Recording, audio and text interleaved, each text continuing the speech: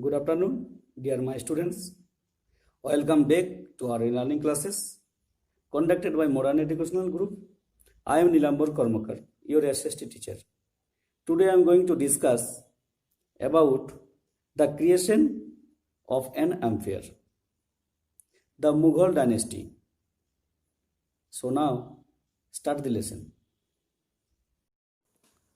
The creation of an empire, the Mughal dynasty. Students, it was not very easy to rule over the India. It means it is very extremely difficult task to rule over the India. Why? Because India is a place such a diversity of people and cultures.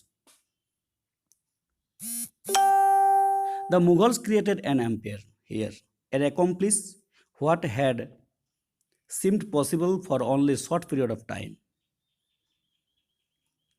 Only one, the Mughal dynasty, was such type of dynasty which was able to create such type of the empire all over the India.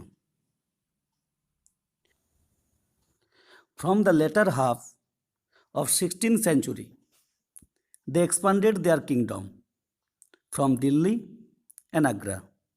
It means their starting point was Delhi and Agra. And then by the 17th century, they were in control of almost the entire subcontinent. They imposed structures of administration and ideas of the governance.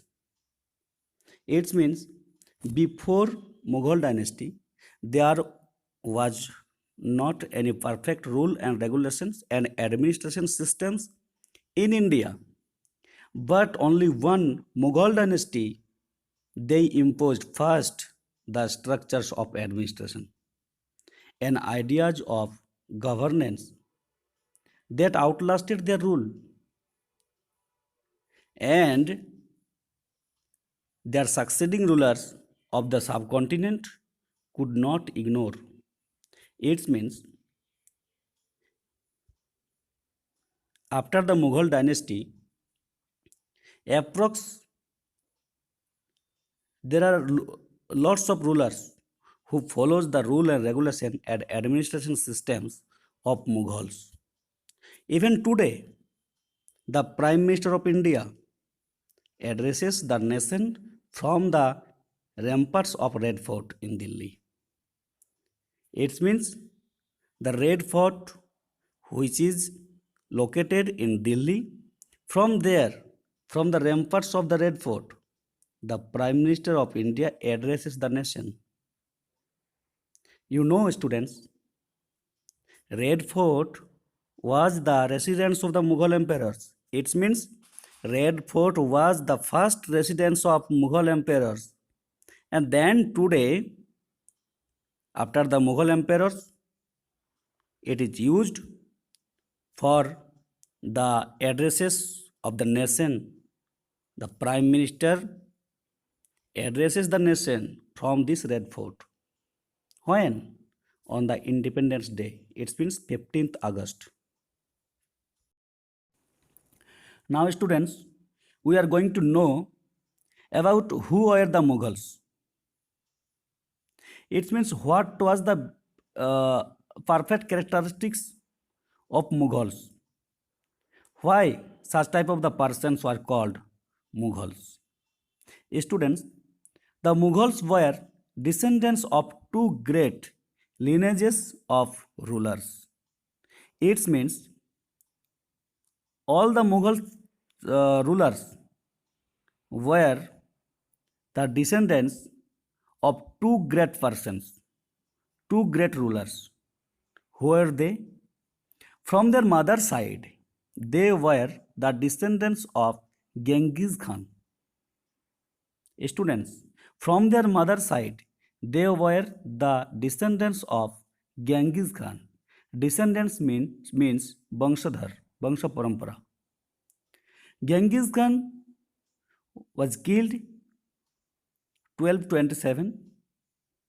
He was the ruler of Mongol tribes and, and he ruled over China and Central Asia. He was the one ruler. And then the second one, from their father's side, they were the successors of Timur, Timur Lang, who died 1404. The ruler of Iran, Iraq, and modern day Turkey. Students, they were the brave ruler all over the world. From their father's side, they were successors of Timur, and mother side, they were successors of Genghis Khan. However, the Mughals did not like being called Mughals or Mongol. It was because of the fact that Genghis Khan was generally associated with a massacre of hundreds of thousands of people. He was the responsible for the massacre. हत्या किया था लाखों आदमी को, हजारों आदमी को. That's why they accepted the name which was related with Timur.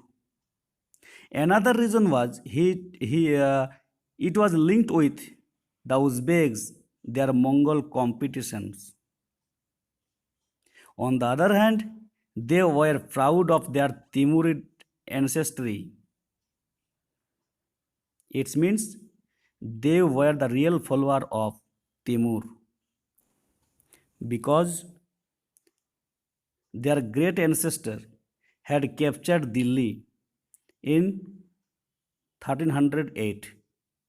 It means they were proud of Timur and the activities of Timur.